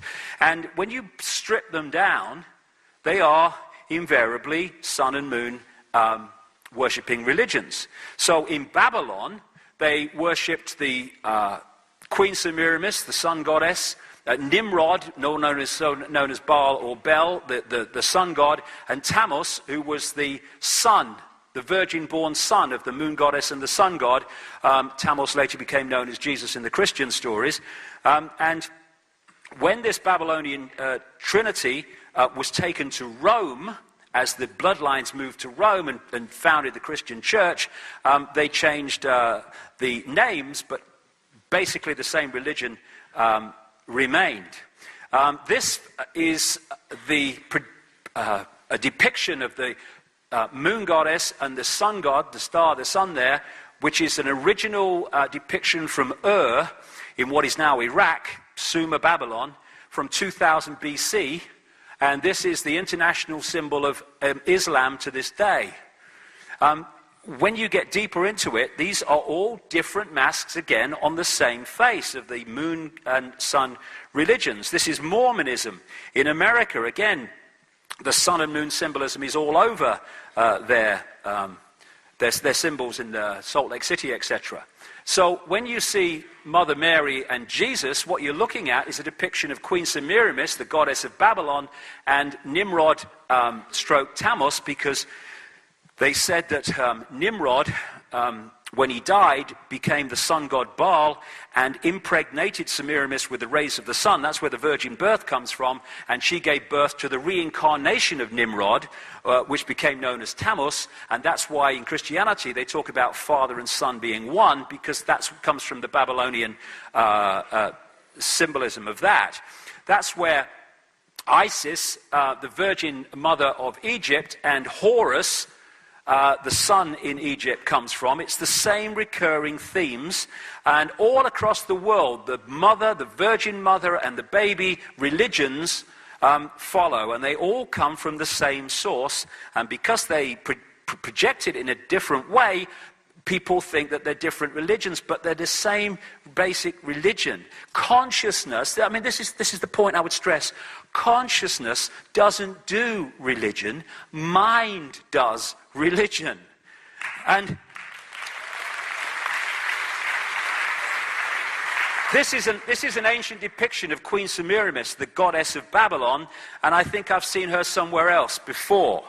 The Statue of Liberty, a mirror depiction of Queen Semiramis, was given to New York by French Freemasons in Paris who knew exactly what it represented, the goddess of Babylon. And there you go, and there's the mirror image of the Statue of Liberty on an island in the River Seine in Paris to this day. The goddess of the French Republic, same thing. The goddess Freedom on the top of the Capitol building, same thing. The goddess Columbia, the goddess of the District of Columbia, same thing. In the Vatican, because, of course, the Roman Church is the Church of Babylon relocated, and they use different names for the same stories, they depicted Semiramis in Babylon as a dove, and, of course, Nimrod was the sun, and this is, you see in the Vatican, the dove and the sun, that's Semiramis and Nimrod, same thing. So Nimrod was the sun god, And you see him all over the place as well. The symbol of Nimrod in Babylon was the flame or the lighted torch. And that's why the Statue of Liberty is holding a lighted torch, the torch of Nimrod, and he's actually standing, when you see from above, on a depiction of the sun. And that, you see, the way they manipulate reality and sense of reality, Americans, understandably, look to the Statue of Liberty as a symbol of their freedom when it's a symbol of their enslavement. Same thing, holding Nimrod. And this is an exact and massive depiction of the flame held by the Statue of Liberty, and that's on top of the Pont d'Alma tunnel, and that's now where people take their tributes to Princess Diana, who died underneath it. Another way that Nimrod was depicted was as Dagon, the fish god. This is an original depiction from thousands of years ago, and that's just a kind of, obviously, a knocked-up symbol of it, and that's why we have this. Dagon, the fish god, the mitre, it's all the same symbolism of symbolizing Nimrod. The obelisks you find all over the place. The biggest obelisk in the world is the Washington Memorial opposite the White House. That's the penis of Nimrod Osiris, going back to that symbolism of the Credo necklace too. Nimrod aircraft, all the same things. And the religions were taken across the world and expanded, and they became the religious network that we have today, which ironically fight each other when actually they're all different masks on the same face, which ultimately connect into the same network. And same with the New Age. So much of the New Age is just the same manipulation. I call the New Age the last cul-de-sac before the gold mine. People who've rejected mainstream religion and rejected this world is all there is science and are looking into things of vibration and stuff like that and spirituality in another way, you've got to stop them, get into the gold mine. So you want a cul-de-sac to get them into, and it's become known as the New Age. And they also worship, and again, anything to do with this network is always, reptilian brain, hierarchical. And so we have hierarchical structures of power within the New Age structure of beings and entities and great white brotherhoods. It's all hierarchy. Consciousness doesn't do hierarchy. Mind does hierarchy. If you're into hierarchy, you're in mind, you're not in consciousness. Simple things. You can see whether it's consciousness or not. And I love that the New Age Jesus, Sananda, looks exactly like the Jesus depicted by the Renaissance painters who hadn't got a clue what he bloody looked like anyway. So the idea is to use religion to keep people in mind and stop them connecting to consciousness. Because when you start talking about consciousness and the way consciousness sees the world, religions go, you can't say that, that's the devil. And all the rest of it, and fright people into acquiescing to rules and regulations of these religions. And again, in the end, all these religions, you go through them, and you're providing sustenance, energetic sustenance for the same entities. The same entities. It's a very true saying. Energy goes where attention goes, and worship is a really focused form of attention. And so when we're in worship, focusing on a deity, we might think the deity represents something, but it represents something else.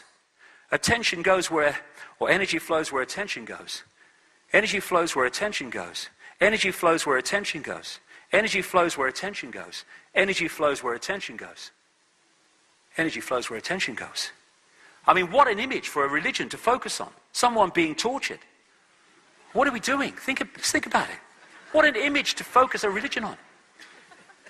And like I say, religion is mind. That's why it's so schism-like, fractured. And they create them so they can play them off against each other.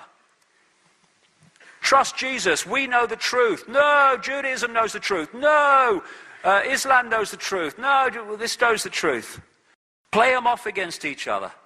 It's a divide and rule to put people in so many ways in that state. Religion has played a massive, massive part in this, cutting off the channels to consciousness. Oh, God, I wish I had lots of time. Okay. Coordinate. Secret society network and the religions worship the same gods because the same force controls the secret society network that controls the religions ultimately. So you have the Eye of Ra, which you see over and over again in the symbolism of the secret societies and the corporations they control. Again, that's the Vatican. There you see the Freemasonry thing. And that's in a Freemasons lodge in Boston. Same thing, it's the rising sun. This is the supreme headquarters of the 33rd degree in Washington, D.C., just down from the White House. And again, the rising sun symbol of the Illuminati and the secret society network. And that's why above the Downing Street door, you have that symbol, which is the symbol of the rising sun. We control Downing Street. That's the sun chair of George Washington, the first president of the United States, a high Freemason, and again, the same symbolism. And that's what you get on NBC News. That's the symbolism of that. That's the sun on a Boston Freemasonry lodge. Worship of the sun. This is the Mother Lodge of Freemasonry in London, from which Freemasonry went out across the colonies, Australia and America and all the rest of it, and they located it in Great Queen Street, which was one of the names in Babylon for Queen Semiramis, the moon goddess, Great Queen. And so when they created Virginia, and they said it was named after the Virgin Queen, Queen Elizabeth I, who was no more a virgin than Madonna, by the way, it's just a cover story. Virginia was named after the Virgin Queen of Babylon, Semiramis. And this is how they do it, by having these pyramids within pyramids, which mirror the secret society structure of levels of degree. And in the end, these secret societies that we know, like Freemasons and all these others, they feed a very chosen select few into another pyramid that is never talked about and is denied to exist, which is where the real action is, what I call the Illuminati pyramid, and that's where the real action and power is. You can also symbolize it as a spider's web. The spider at the center is where the control system comes out of. You never see that. You never see those people. And in the end, they connect into these other dimensions of reptilian entities. Each of these strands represents an organization. The closer the strand is, the organization is to the spider, the more exclusive it is. And often, if you get close enough to the spider, it doesn't even have a name, because it's very difficult to lock into something that doesn't have a name. As you come out, you're starting to hit things like Council on Foreign Relations, Trilateral Commission, which interact directly with mainstream society. But all of these organizations, they get their orders and agenda from the spider, and so they work as one unit. And they've done that to the world as a result. The Jesuits are a major spider, close to the spider organization. That's the Black Pope, as they call him, the head of the Jesuits currently, Adolfo Nicolas, who more power than the real Pope. And so many politicians like these people, from Pierre Trudeau in Canada and Robert Mugabe and Clinton and these other people, John Kerry, are connected into the Jesuits. So is this guy, Joe Biden, the vice president currently. Another major secret societies are the Knights Templar and the Knights Hospitaller of St. John of Jerusalem here, which is now known today as the Knights of Malta, and have their headquarters in Rome. These are the Knights Templar, and they control the City of London financial district and create mayhem as a result. And this is the temple area where they control law from, and this is the original Templar church that was made famous recently by the Da Vinci Code. And also, the Illuminati connect into Satanism. That's why so many of these famous people in the world take part in satanic ritual and human sacrifice and all this stuff, because these bloodlines have right the way through history, and they keep going and doing it. At one time they did it openly when they could, but now it's done extremely covertly and through this secret society network that it connects into, but it has its own structure also. And what they're doing is creating, this guy Vlad Dracul, by the way, who is famous for spearing people and impaling people and drinking their blood, back I think it was the 15th century in what is now Romania, and he was the inspiration of the Dracula stories, and he was and his family were key members of an organization called the Royal Court of the Dragon, or the Order of the Dragon, which actually goes back to ancient Egypt, at least to ancient Egypt. And this guy's sister comes through directly to the Mary of Teck, who is the present Queen of England's grandmother. She is a direct descendant of Vlad Dracul's sister, and I'm not surprised. things like this is kind of from a B movie, and all this stuff that you see, this actually goes on. One of the things that has, and you see it all around the world in history, and often connected to dragons, but not always, the thing that I found one of the hardest things to cope with originally when I came across it is not just that children are sacrificed in these rituals by these famous people and lots of not so famous people, or that child abuse is going on. What staggered me is the scale of it. It is extraordinary. And sometimes it's depicted too close to the truth, like in this Stanley Kubrick movie, Eyes Wide Shut, where he understated it, actually. But he included in this movie, and he died, actually, very soon after it was seen by the powers that be, of a heart attack. And I know from someone who's writing a biography of Stanley Kubrick in America that 15 minutes of it were removed after he died. So what did that say? These rituals with the rich and famous in the stately homes and other places are not going on every now and again, here and there. They're going on all over the world, including Australia. And my understanding is Victoria is one of the centres for it in Australia, and it involves some very well-known people in this area, as it does everywhere, because this is a global thing. And one of the things they're doing in these rituals, and I've talked to people who've taken part in them, often against their will, what they're doing is they're creating an energy bridge between the entities, the reptilian entities and other entities that operate just outside visible light. The rituals are there to create an energetic bridge which allows them to enter this dimension and be seen and to be interacted with. And one of the ways is that symbol you see in Satanism, which is the pentagram with a circle round it, and other symbols, because we see them as symbols, but they have an effect on the energy field. If you could see it on an energetic level, you would see something very different that symbol is, geometrical symbol is creating, and it's through these symbols that they bring them through energetically into this dimension and interact with them. And the hierarchy of Satanism, hierarchy of Illuminati, is based on the power of the demonic entities, as people call them, that you allow to take over your body. This is where the whole thing comes from, of selling your soul to the devil. You get the power and the prestige within this world up to a point, but you give yourself over to these demonic entities before you get that power. And then after you pass through, you become controlled by these entities when you leave the body. Now, this is in Sydney. I found this years ago. I dropped off my seat. This is a war memorial for the people who died in the 2 world wars, and this is the symbol in the middle of it. Someone being sacrificed over an image of the sun.